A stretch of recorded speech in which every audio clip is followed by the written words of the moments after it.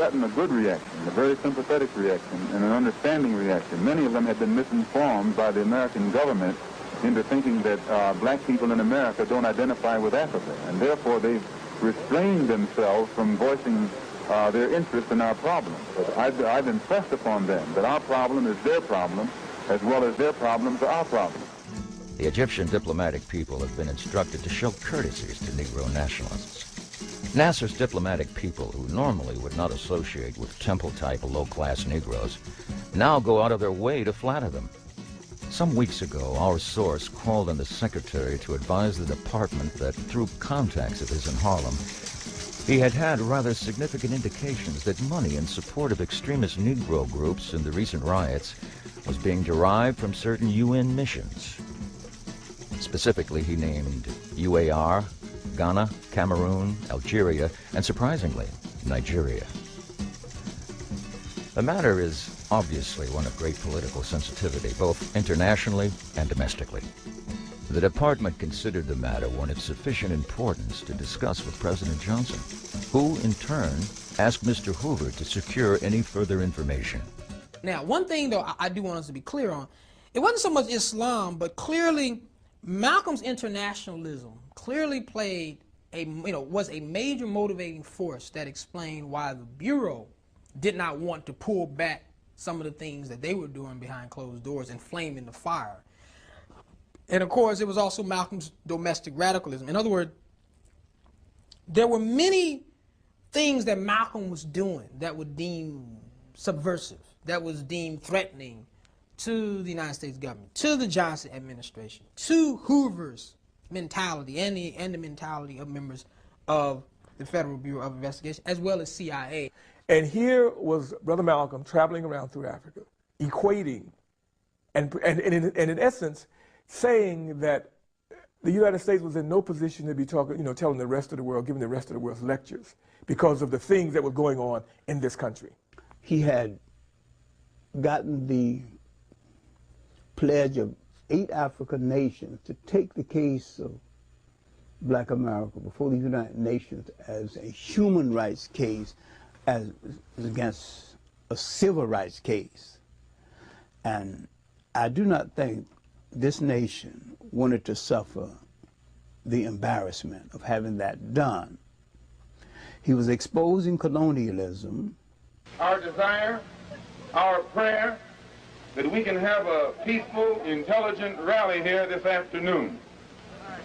But at the same time, we see that they have surrounded us with many of their own agents in uniform and out of uniform. They're going to use techniques that they were already using anyway against other groups, during the war, even before the war, specifically communist groups. But when they initiate the first counterintelligence program, or COINTELPRO as they like to call it, the major target was the Communist Party, USA. And of course, that's going to set the stage for them to then, go after groups like the Socialist Workers' Party in 1961, Ku Klux Klan groups in 1964, the Nation of Islam, which had actually began, decades earlier.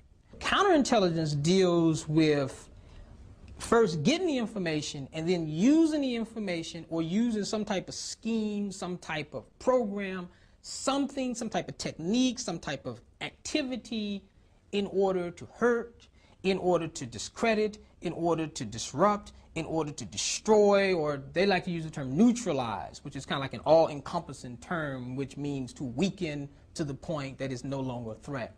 Now, one of the keys to counterintelligence, though, is to plant a seed and then to rely upon people to react to that seed a certain way. And if they give you the reaction that you want, then a lot of times that will accumulate in you achieving your goal.